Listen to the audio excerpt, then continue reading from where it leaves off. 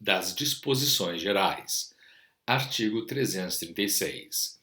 Para fins estatísticos epidemiológicos, a empresa deverá comunicar à Previdência Social o acidente de que tratam os artigos 19, 20, 21 e 23 da Lei 8.213, ocorrido com o segurado empregado, exceto o doméstico e o trabalhador avulso, até o primeiro dia útil seguinte ao da ocorrência e, em caso de morte, de imediato à autoridade competente, sob pena de multa aplicada e cobrada na forma do artigo 286.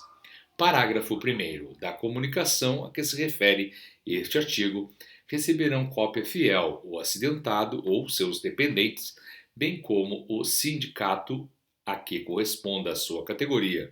Parágrafo 2º.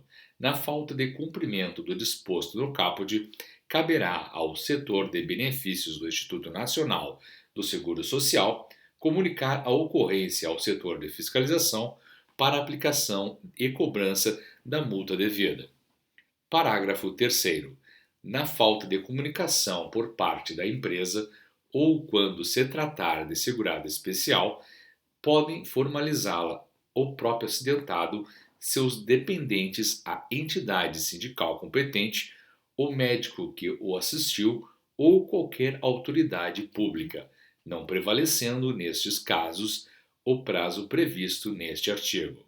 Parágrafo 4º.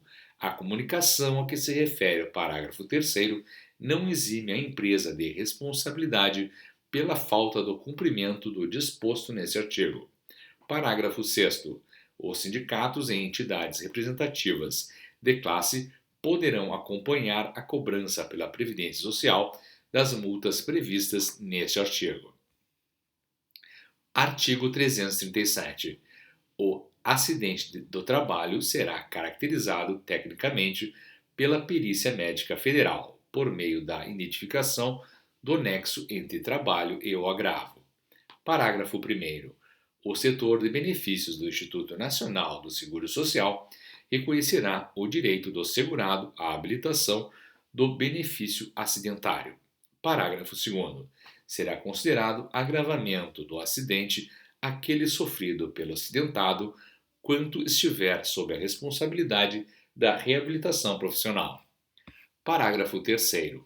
Considera-se estabelecido o nexo entre o trabalho e o agravo quando se verificar nexo técnico-epidemiológico entre a atividade da empresa e a atividade mórbida motivadora da incapacidade, elencada na Classificação Internacional de Doenças, CID, em conformidade com o disposto na lista C do anexo 2 deste regulamento. Parágrafo 4º. Para os fins deste artigo, considera-se agravo a lesão, doença, transtorno de saúde, distúrbio, disfunção ou síndrome de evolução aguda, subaguda ou crônica de natureza clínica ou subclínica, inclusive morte, independentemente do tempo de latência. Parágrafo 5º. Reconhecidos pela Perícia Médica Federal, a incapacidade para o trabalho e o nexo entre trabalho e o agravo, na forma prevista no parágrafo 3º, serão devidas às prestações acidentárias a que o beneficiário tiver direito. Parágrafo 6º. A Perícia Médica Federal deixará de aplicar o disposto no parágrafo 3º, quando demonstrada a inexistência de nexo entre o trabalho e o agravo, sem prejuízo do disposto no parágrafo 7º e no parágrafo 12. Parágrafo 7º. A empresa poderá requerer ao INSS a não aplicação do nexo técnico-epidemiológico ao caso concreto, mediante a demonstração de inexistência de correspondente nexo entre o trabalho e o agravo. Parágrafo 8º.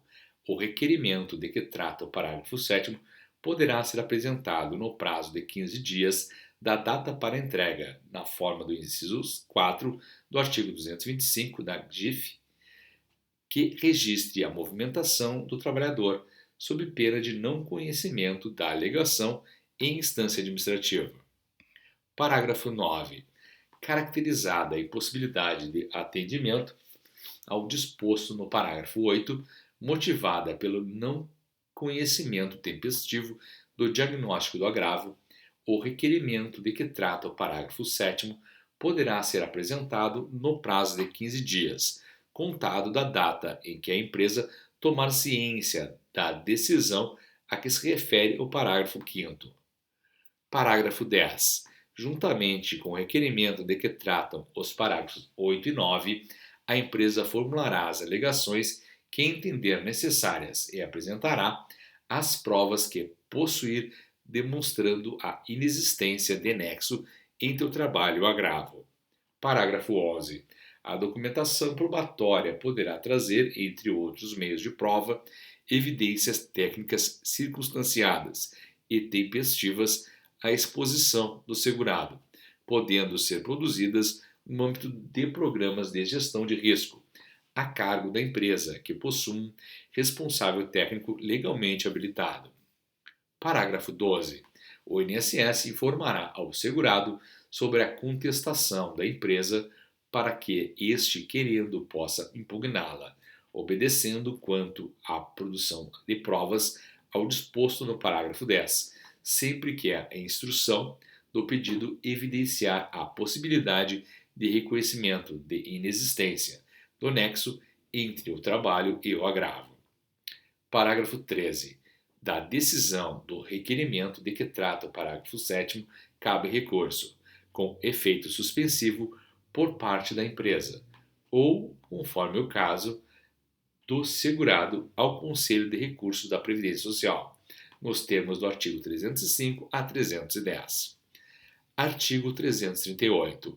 A empresa é responsável pela adoção e uso de medidas coletivas e individuais de proteção e segurança à saúde do trabalhador sujeito aos riscos ocupacionais por ela gerados. Parágrafo 1º. É dever da empresa prestar informações pormenorizadas sobre os riscos da operação a executar e do produto a manipular. Parágrafo 2º. A Perícia Médica Federal terá acesso aos ambientes de trabalho e aos outros locais onde se encontrem os documentos referentes ao controle médico de saúde ocupacional e aqueles que digam respeito ao Programa de Prevenção de Riscos Ocupacionais, para verificar a eficácia das medidas adotadas pela empresa para a prevenção e o controle das doenças ocupacionais. Parágrafo 3º. O INSS auditará a regularidade e a conformidade das demonstrações ambientais, incluindo-se as de monitoramento biológico e dos controles internos da empresa relativos ao gerenciamento dos riscos ocupacionais, de modo a assegurar a veracidade das informações prestadas pela empresa e constantes do CNIS, bem como o cumprimento das obrigações relativas ao acidente de trabalho. Parágrafo 4º. Sempre que a Perícia Médica Federal constatar o descumprimento do disposto neste artigo, esta comunicará formalmente aos demais órgãos interessados, inclusive para fins de aplicação e cobrança da multa devida. Artigo 339.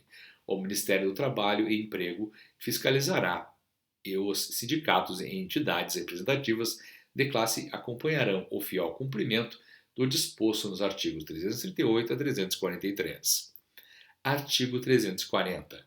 Por intermédio dos estabelecimentos de ensino, sindicatos, associações de classe, Fundação Jorge Duprá Figueiredo de Segurança e Medicina do Trabalho, órgãos públicos e outros meios serão promovidas regularmente instrução e formação com vistas a incrementar costumes e atitudes prevencionistas em matéria de acidentes, especialmente daquele referido no artigo 336. Artigo 334. O INSS ajuizará ação regressiva contra os responsáveis nas hipóteses de: inciso 1, negligência quanto às normas padrão de segurança e higiene do trabalho indicadas para a proteção individual e coletiva. E, inciso 2, violência doméstica e familiar contra a mulher, nos termos do disposto da Lei 11.340. Parágrafo 1º. Os órgãos de fiscalização das relações de trabalho encaminharão à Procuradoria-Geral Federal os relatórios de análise de acidente do trabalho ou indícios de negligência quanto às normas padrão de segurança e higiene do trabalho indicadas para a proteção individual e coletiva. Parágrafo 2º.